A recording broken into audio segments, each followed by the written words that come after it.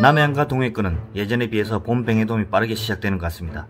아마도 멀리 가지 않고 내망권에서 쉽게 마리수를 할 수 있고 손맛까지 좋기 때문에 감성돔이 끝이 나면 바톤 터치를 하는 첫 번째 주자가 바로 뱅에돔이 아닐까 싶습니다. 많은 사람들이 지긋지긋한 한 마리만을 외치는 감성돔을 뒤로하고 나도 한번 뱅에돔을 배워볼까 생각하며 배움의 길로 들어서게 되지만, 아무리 고기가 많더라도 운이 좋다면 던지면 퍽퍽 물어주겠지만 때로는 눈에 보여도 고기를 잡는 사람만 잡고 못 잡는 사람에게는 고통을 주는 낚시이기도 하기 때문에 실력에 따라서 조항도 눈에 띄게 표가 나는 낚시라고 할 수 있겠습니다. 뱅에돔 낚시에서 가장 중요한 것이 무엇일까 하고 실력자들에게 물어보면 거의 대부분 밑밥 동조와 잡어 분리를 1위 또는 2위에 꼽을 만큼 밑밥 주는 스킬이 중요하다는 것을 알 수가 있습니다. 이런 뱅에돔 낚시의 가장 큰 천적이라면 바로 졸복, 망상어, 인상어, 자르돔 등으로 볼 수가 있는데요. 망상어와 졸복은 보통 전층을 다니기 때문에 양이 어마무시하게 많다면 분리가 좀 힘이 들지만 뱅에돔 낚시에는 위협적인 존재는 아닙니다. 하지만 인상어와 자리돔 같은 경우는 상층에서 밑밥을 먹기 위해 방해를 하고, 과연 밑밥이 2층을 뚫고 갈 수나 있을까 싶을 정도로 자리돔이 많을 때는 초보조사들 같은 경우 수많은 잡어들을 보고 낚시를 포기하는 경우가 많습니다. 이렇게 많은 잡어 속에서도 뱅에돔을 잡아내는 분들을 보면 정말 기술 좋다라는 감탄이 나올 정도로 대단하신데요. 오늘은 제가 쓰고 있는 뱅에돔 낚시에서 잡어 분리를 하는 기본적인 팁을 알아보도록 하겠습니다. 초보들 같은 경우는 초반에 찌를 여기에 던져보고 입질이 없으면 또 여기에도 던져보고 또 저기에도 던져보고 포인트 안에 여러 곳을 막 던져보는 성향이 강합니다. 그러면 밑밥도 여기 던지고 밑밥 주고 저기 던지고 밑밥 주고 이런 식으로 하겠죠. 그때마다 이 밑에서 검은 그림자들이 올라오기 시작합니다. 실제로 그렇게 하다보면 조류가 잘 가지 않는 포인트 같은 경우는 퐁당 소리를 듣고 한 곳에 모였던 잡어들이 나중에는 전체적으로 이렇게 거뭇거뭇하게 은신을 해서 처음에는 먼 거리에도 달려와서 먹던 잡어들이 이제는 집중이 되지 않을 때가 있습니다. 이제는 찌가 떨어지는 소리에도 개태처럼 달려들게 되죠. 아무리 멀리 던져도 포인트 자체가 잡어로 뒤덮이는 경우가 생깁니다.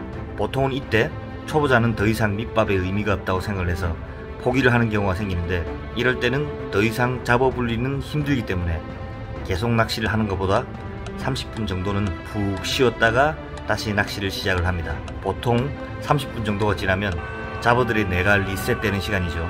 모두 다 이렇게 잊어버리게 됩니다. 이제 고기들을 학습시켜야 합니다.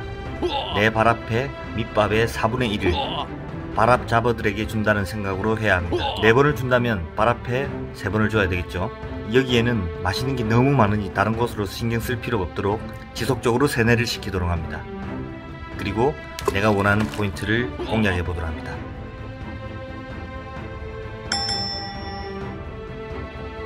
잡어가 바다를 뒤덮을 만큼 많지는 않지만 밑밥을 주면 순발력이 마치 우사인 볼트급인 지역이 있습니다. 보통 기본적으로 발앞 두세 방, 찌에 한 방을 시전을 하는데 이미 착수를 하자마자 기다리기라도 하듯이 달려드는 잡어들이 있어서 미끼의 안위가 걱정되는 이런 지역입니다.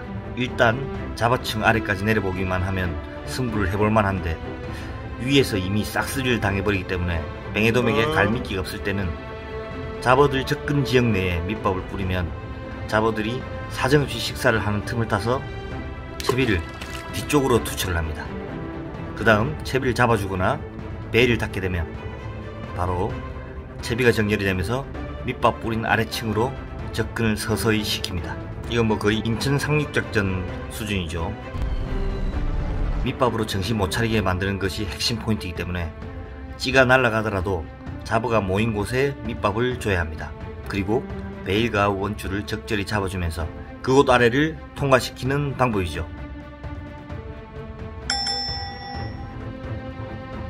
조류가 그나마 있는 곳은 잡어들이 밑밥을 치면 조류와 함께 흐르는 밑밥뒤를 따라서 같이 움직이는 성향이 강합니다. 이런 포인트들은 지속적으로 잡어들이 밑밥길을 따라 쫓아갔다 다가왔다 쫓아왔다 다가갔다를 하기 때문에 중층 이하로 밑밥이 내려가게 되면 다시 제자리로 돌아옵니다.